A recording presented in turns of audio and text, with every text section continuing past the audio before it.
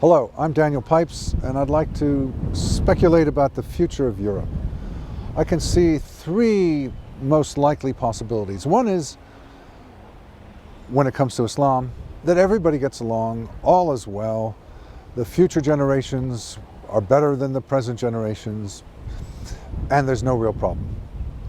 I don't think that's likely, although that is the working hypothesis of governments and more broadly the establishments. Things will work out, we'll muddle through, it'll be okay. But there are two other possibilities which are far more likely. One is that the ascent of Islam, Muslims, Sharia, minarets, Quran, Islamic customs will continue as it has for the last 60 years.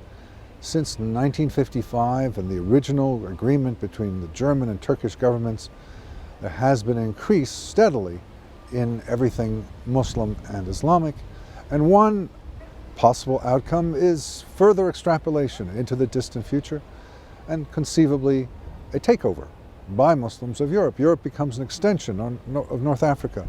You have Londonistan and the Islamic Republic of France and so forth. Europe goes from being a primarily Christian continent to a primarily Muslim one.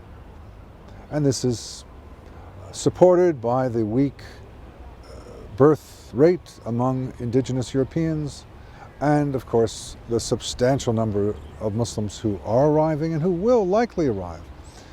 The neighborhood of Europe across the Mediterranean and not too far from that is in bad shape. Places like Egypt and Yemen could conceivably churn out millions and tens of millions of refugees. So that's one prospect, which is that the Islamization of Europe proceeds apace. Europe becomes Eurabia. But there's another alternative which I frankly find more likely, and that is that Europeans say no, enough, we don't like this. Native, indigenous, non-Muslim Europeans, who still number about 95% of the population, and should they say no, then no it will be. There are reasons to think that this resistance is building. It started later than the Muslim immigration of the mid-1950s. Began, I would say, really with the Rushdie affair of 1989, and it is proceeding quickly. One can see it in polls, one can see it in elections. Most striking of all was the election in May for the Austrian president, in which the vote was half-half. It's going to be redone, but the important thing was half-half.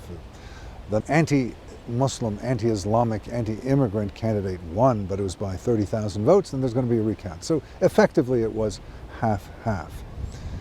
This kind of insurgent party against Islam, nationalist, against Sharia, wanting to support and extend national customs, it's on the rise in many countries around Europe, not every single one, but many countries.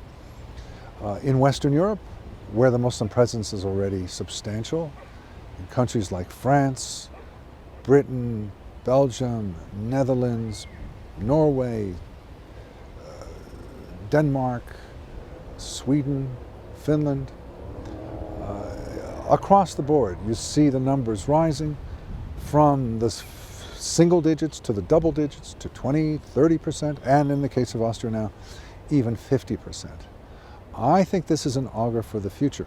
And in Eastern Europe, without substantial Muslim populations, one sees governments, and one sees parties, such as in Hungary and in Greece, that are vociferously anti-Muslim.